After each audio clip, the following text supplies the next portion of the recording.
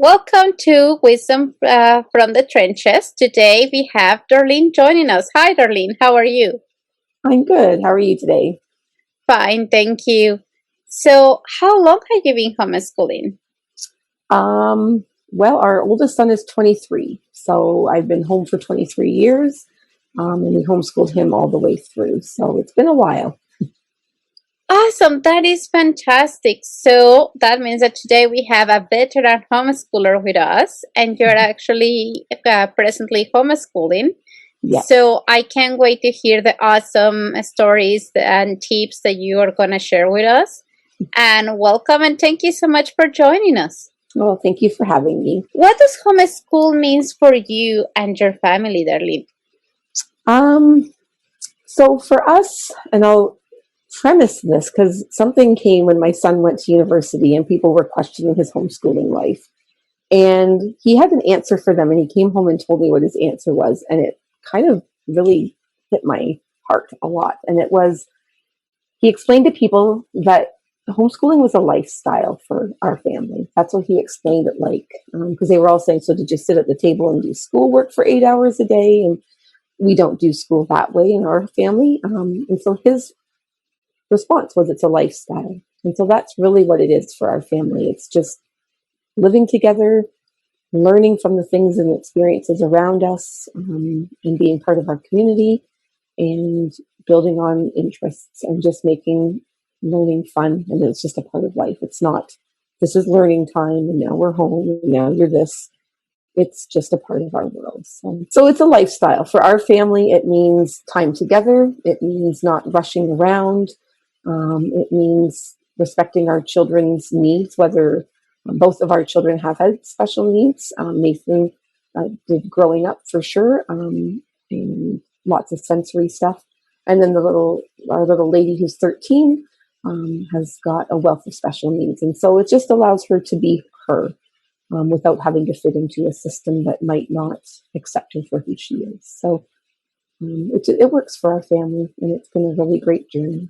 Awesome. So that would be what some people perhaps call relaxed homeschooling, correct? Yes. So, I mean, the term unschooling, ever from the beginning, has always kind of, I get what it means, and I would pretty much put us almost in that box, but I don't like the term. I like life learning, relaxed learning. It's not that we're not learning anything. And I think unschooling sometimes just in society, I know as a community, we all know what it means, but the perception of that terminology I have found to be people are like, oh, you're one of those. And I'm like, no, not. Thanks. It's not negative. It's great. It's my child gets to learn what they want to learn when it feels right for them. And then I build resources around them. So I like the, relaxed learning, life learning. That's kind of the terminology that I've been using with people, how we do it. Functional learning is a new one that just came to me too. So Oh, real I life learning. yeah. I mean, bottom line is learning at your pace and a style that fits your family. Yep, absolutely. Yep. So, how has homeschooling impacted your family, molded your family? What difference does it make in your life that you homeschool? I think just having the time and space to feel relaxed. Where there's the days that we do have to get up and out the door, I really don't like them because it's just, I feel like it's too busy. Um, I think we would have done really well, like Little House on the Prairie, just a simple life, and just being together and just enjoying, and then dealing with whatever comes up in relationship, but being able to have those conversations with the kids and being able to, um, yeah, build relationship. And our son is now 23. He's married.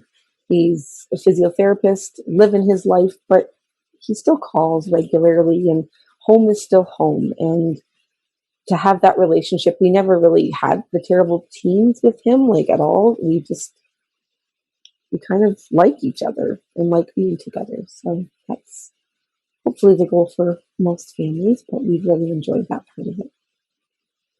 I think that's fantastic. I think that's a huge, huge perk that you guys enjoy each other and that homeschooling allows your family to get closer together, and there's so many benefits of what you're doing. Yeah. How do your kids perceive it? Like, do they kind of like think this is what I really really like? Like, they don't have the thought, oh, maybe I should have gone to school, or No, Nathan never really thought that. No, it was just a way of life. So because we just never were in the school system, so that for us was never like he was taken out of a system that he knew he was maybe thought he was missing out. Because I know that can be a thing sometimes. If you pull your children out, then there's things that maybe they feel that they're missing. So he never had that feeling because we always homeschooled. And our daughter right now is starting to become self-aware of what her needs are and knows that school would be a really difficult place for her, and she's quite open about that. So it is just who we are. It's never been, I think high school came and it was going to be a discussion. Would you like to go to high school? Always open communication, but not the communication that you can go back and forth. Try for a few months, come back home. Oh no, back in. I think once we kind of solidified what we were doing, then it was, this is just what our family does. I brought up that question because I know that some parents are kind of afraid to begin homeschooling because they might think that their kids miss up in experiences and they miss up in friends. And what about if I start homeschooling and then the kids want to go back? So I think that once you get your rhythm,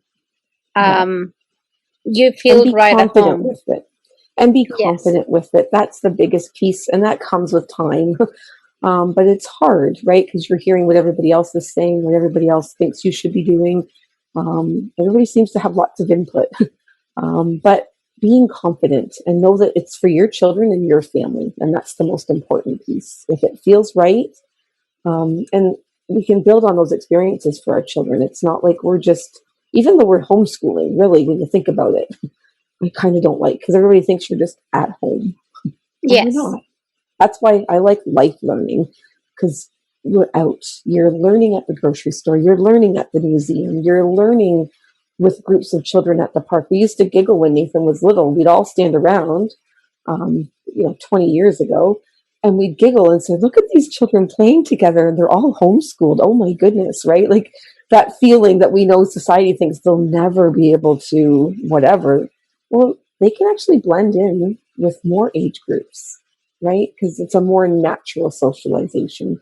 It's not a boxed socialization. So be confident. I think that's my big thing is find your rhythm, but then be confident with it, because nobody's rhythm is going to look the same. We're all different in our families. Exactly. And that's very important. I think that that's one of the fears that some families have. What about socialization? And most homeschoolers are pretty well socialized, and any age they can socialize with kids that are younger than them, kids that are older than them, and it's not that fear in what they will say if I'm talking to the older kids or other stuff that comes sometimes with going to school. So that's another perk that we have. Absolutely. And somehow they learn to interact with all kind of people, different cultures, different backgrounds. It opened the doors for them to get to meet a lot of people. Absolutely. And that's what I loved seeing. I would be out, say, with some children who are in the school system, and then out with my kids, and we're together, and my kids will be the ones like going and asking the questions and, being there. And the other ones are like, oh, and I'm like, it's okay. You can talk to other people. Like we're here. It's safe. Like just that richness to life and relationships is so awesome. It's been really amazing to have that. It is a gift. So Darlene, sometimes it sounds to homeschool that you have your own rhythm, you do your own everything, challenges arise. What challenges have you encountered homeschooling? So I live with chronic pain, and have had lots of health stuff. And so there would be days, actually weeks, where I would be in quite the pain. I've had quite a few surgeries, so that would put a hamper on everything. But that's where our children learn how to love and give grace to family and to people. And so I think rather than framing it as it's such a challenge and it's hard, let everybody step back for those moments and enjoy your time together, caring for each other. So just as we would care for our children if they're down and out, they're learning how to care for us when we're down and out. And there's a lot of learning that comes out of that, and a lot of empathy and skills. So we've had those challenges, lots of health challenges. We were a foster home for newborn babies, and so that brought challenges. I did home daycare while homeschooling, life learning, and so busy, right? So yes, we can have the best plans. I'll tell you one big plan I had. This is a fun story, actually. I had a cloud project ready to go, and I had the sheets printed out. I had clipboards ready.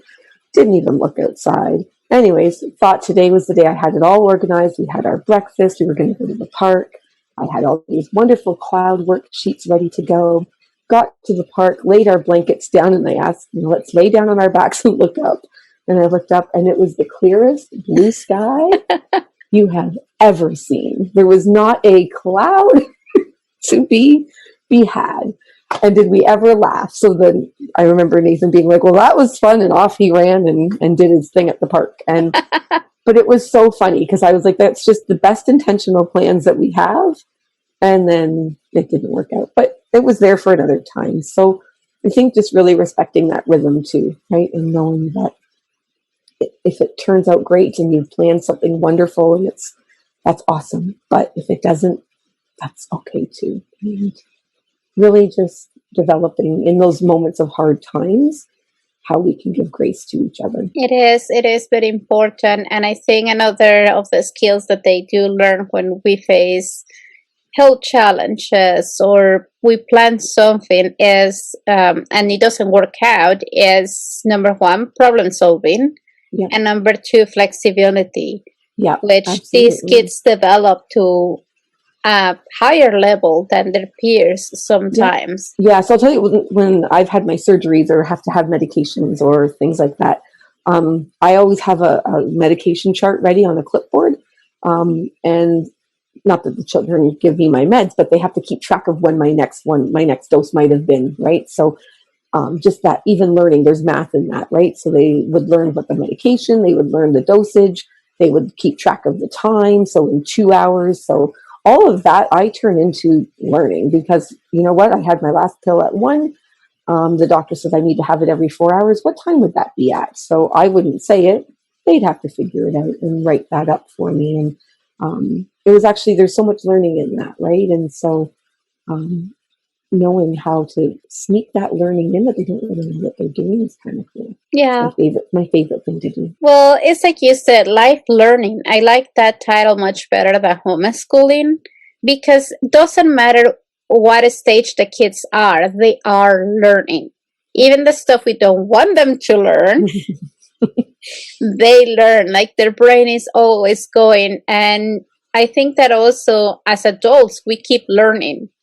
We learn with them and we learn from them. And when you give them the opportunity, like you do, to figure out math, do other stuff, they see why this is relevant to learn.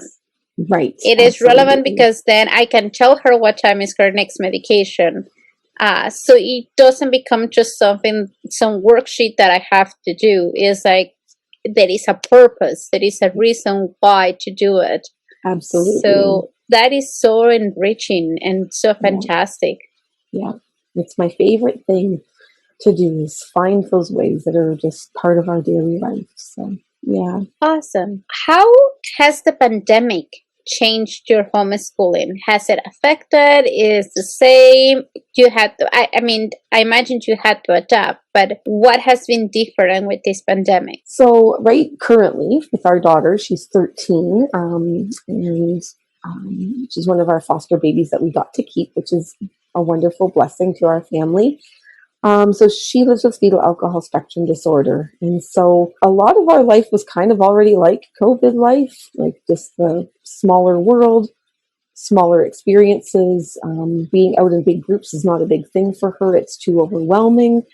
So in that way, it hasn't changed us too much. But we were getting her involved in volunteering out in the community, which was becoming a really nice part for her world of just expanding her skills, because we don't know long term, kind of what her future holds. But I wanted to start with volunteering early. So we were volunteering at the mission store downtown, and they were wonderful there with her, and it was really turning into an amazing space.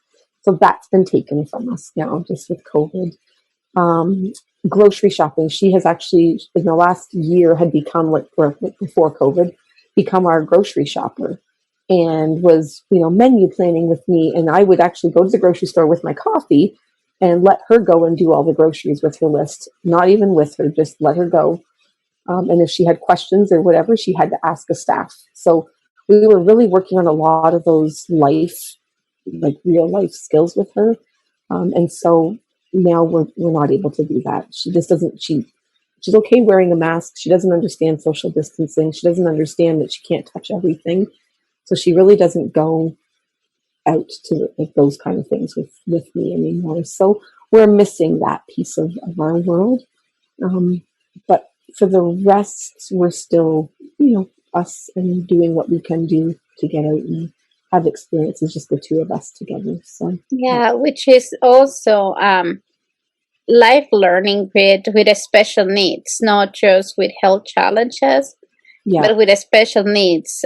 Your world is definitely different than other people's worlds. As well, our kids cannot handle. My kids cannot handle this big groups, so we always try to do smaller groups, shorter, short time field trips, because sometimes it can be overwhelming. But again, that's the beauty, that you can choose where to go, what to do, and that's fantastic that they are learning new skills, life skills that they will benefit them for the future.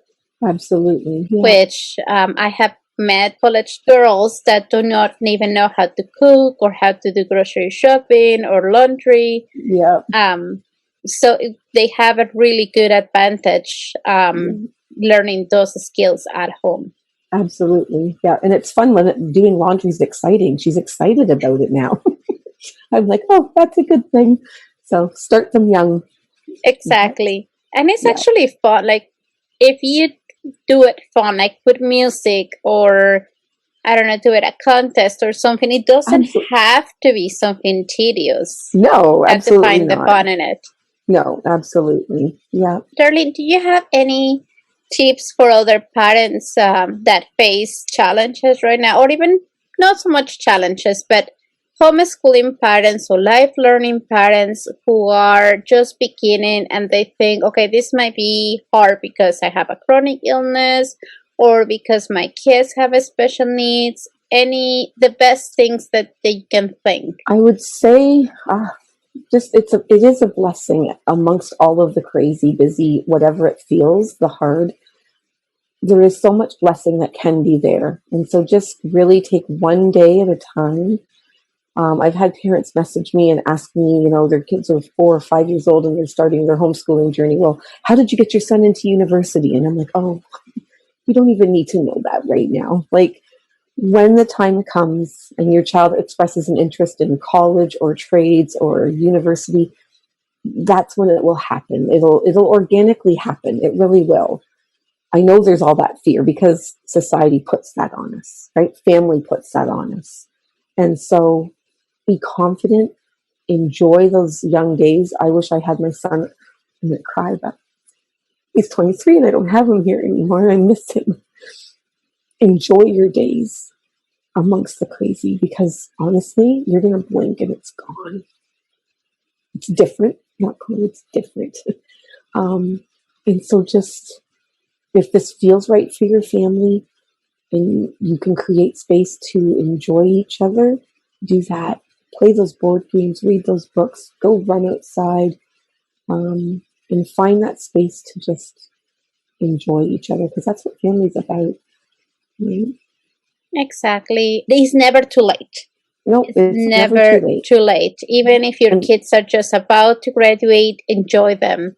They Yeah. grow extremely fast, and if you Yeah. can make changes and take advantage of right now, there is a time of change. And historically talking, pandemics are not short. No. They're always long, and we had Yeah. to learn to adapt and the change and Yeah. work with it. Absolutely. So I think that for the people who are going to begin their journey, that's a great advice. So thank you so much, Darlene. Yeah. You're And welcome. thank you for taking time to talk to us. Thank you for sharing your knowledge and your stories. I bet that a lot of that resonates with some of the moms that they will be watching. And it's Yeah. always nice to learn what other people do.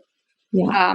I think that that's how society has been growing, learning from each other. And that is how we, and just Mhm. finding your people, finding, people that can support you, finding, like, parents that maybe have a second language, will get them to teach your children.